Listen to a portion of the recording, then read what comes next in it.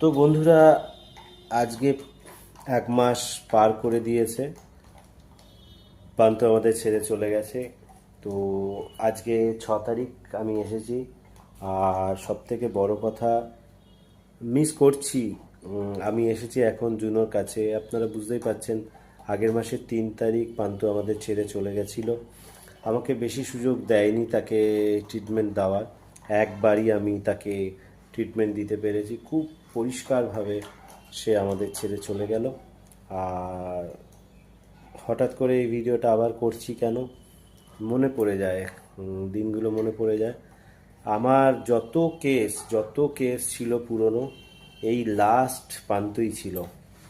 তো 10 বছর আগেকার থেকে পান্তুকে দেখাশুনো করি।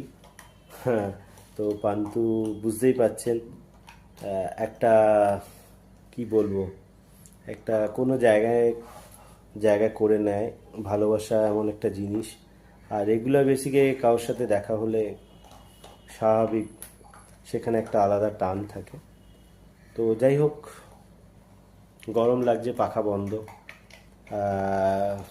জানি না যারা এই প্রফেশনে কাজ করে সবাই তাকে প্রফেশনালভাবে নেয়। আমি প্রফেশনাল হতে পারিনি, তাই জন্য হয়তো অনেক কিছু করতেও পারিনি জীবনে।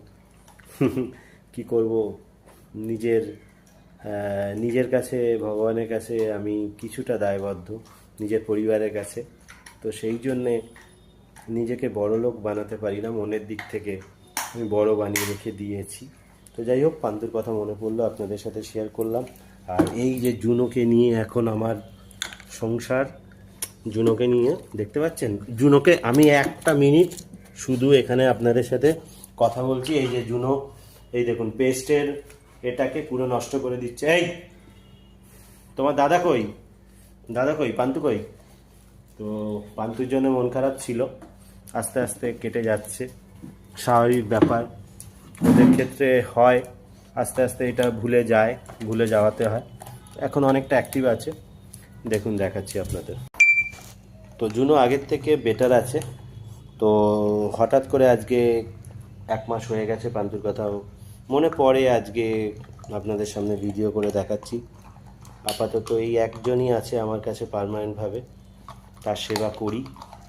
তো এই হচ্ছে ব্যাপার।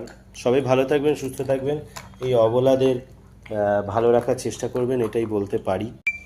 আর যদি মনে হয় চ্যানেলটাকে সাবস্ক্রাইব করুন। আনকাট ভিডিও রাখি সব সময়, কোথায় কি সমস্যা হয় সেটার ভিডিও করি।